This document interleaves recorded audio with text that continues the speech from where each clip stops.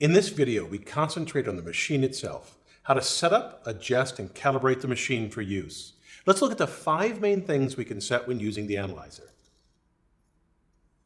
The amplitudes of the sinusoids we're summing,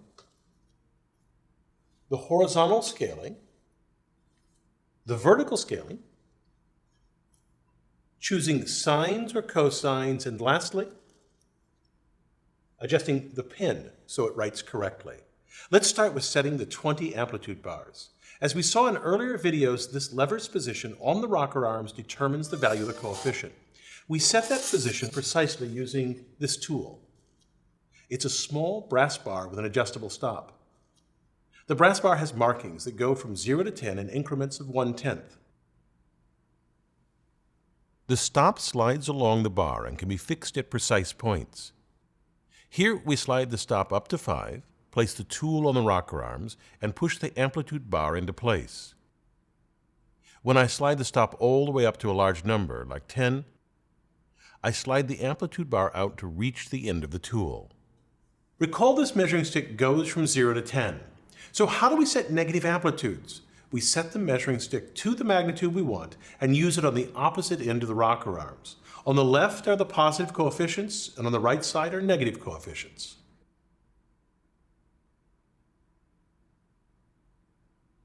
The amount of horizontal scaling depends on how fast this platen moves as the crank is turned.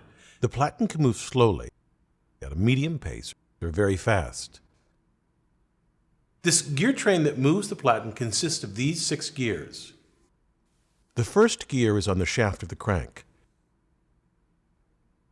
A chain connects this first gear to the second gear, which you can see up close here.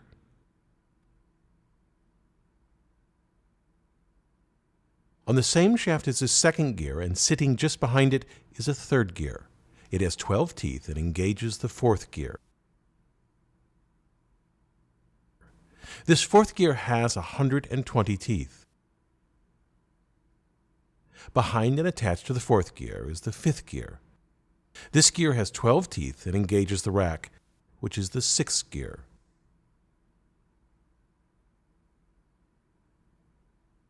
You can see from the back how the rack runs the full length of the platen.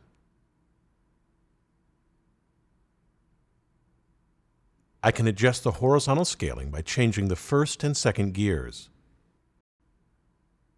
First, remove this tapered pin and pull off the crank handle. Next, unscrew the nut that holds the other gear in place, and then unlatch this gear system so it disengages from the rack. Here's the same motion, but from a different angle. Notice how the chain is now slack and so can be removed. The machine came with 4 gears, 1 small, 2 medium, and 1 large. I'll remove a medium gear from the crankshaft and replace it with a small gear, and then replace the medium gear above it with the large gear. Then affix that gear with the nut, replace the chain, attach the handle, secure it with a pin, and then relatch the gears. Now, let's look at 3 gear combinations, large and small, medium and medium, and small and large, and see how each translates the platen. I'll start with the large-small gear configuration.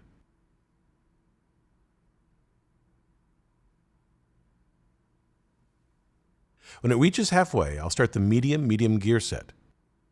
Notice the pins move up and down in sync. When the first gear set is 3/4 of the way, I'll start the third gear set.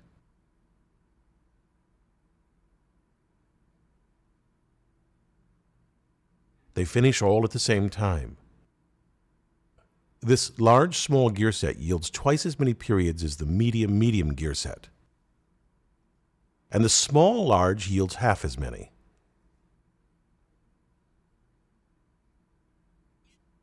In contrast to the horizontal scaling, the analyzer uses a different method to scale up and down. At the top of the analyzer, the vertical scaling is determined by the magnifying lever. This cylindrical rod extends from the pivoted summing bar. The position of this knob on the lever determines the vertical scaling of the output. When the knob is toward the end, the amplitude is at a maximum. When the knob is about halfway, the amplitude is reduced. And when I place it all the way inward, the amplitude is at a minimum. A second rod perpendicular to the first controls the vertical offset of the output. This knob slides up and down, and the wire wrapped around the end connects the rod to the inner hub of the magnifying wheel, which in turn is connected to the pen. Let's look at the pen and the knob simultaneously. We'll mark the current position and move the knob up.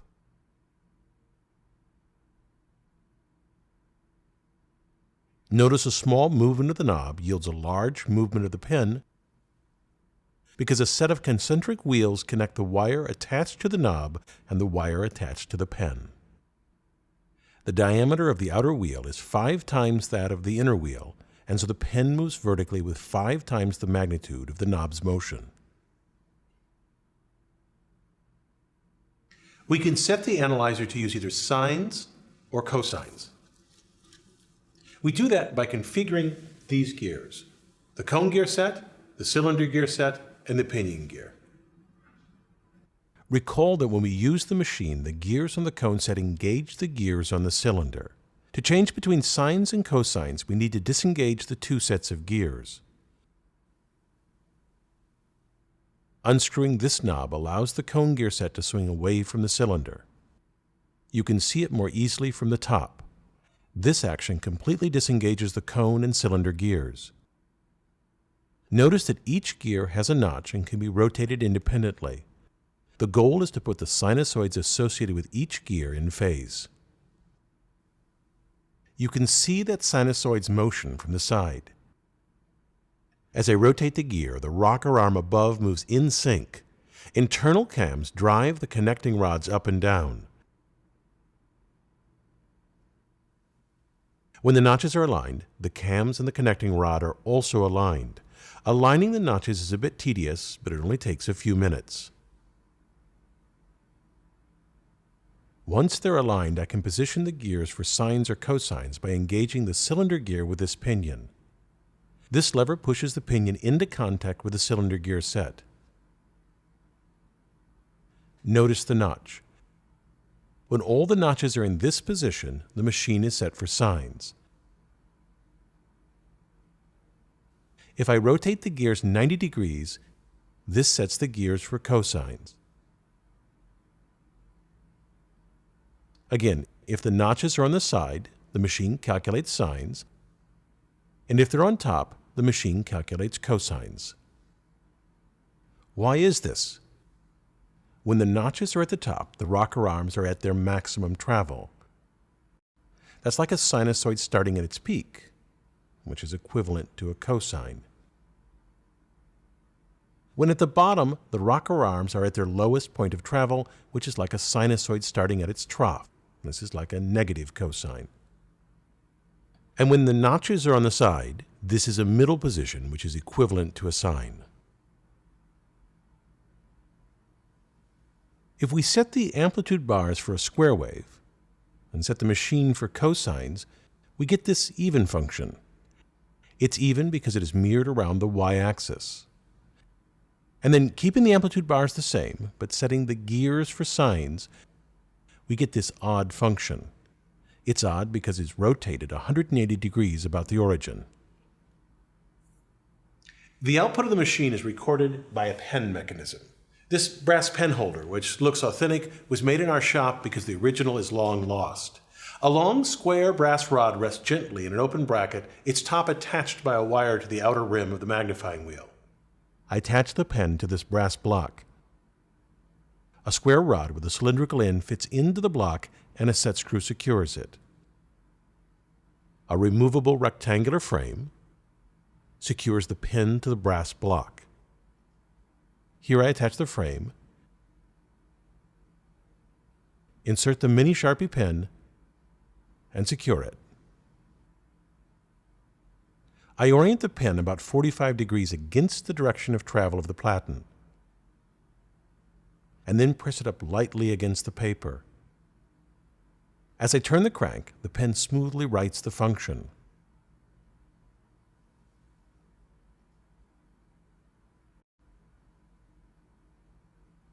Oddly, if the pen is perpendicular to the direction of travel, the plot tends to have flat peaks and troughs.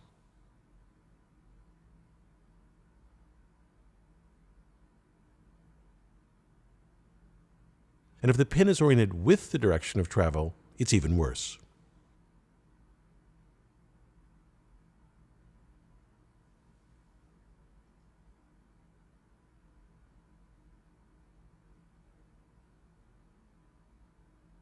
This particular machine, with gears to produce 20 frequencies, was likely built around 1915 and is a descendant of the first analyzer that Albert Michelson ever built. He used what he learned from that first model to construct an 80-gear machine and even planned to build a model with 1,000 gears. What a wonder that machine would have been. I'm Bill Hammack, the Engineer Guy.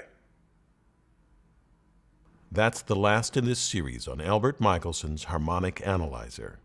If you want deeper insight into this machine, check out this video to learn about the 128-page picture book that goes through every part of the machine. The page-by-page video will guide you through the entire book from cover to cover.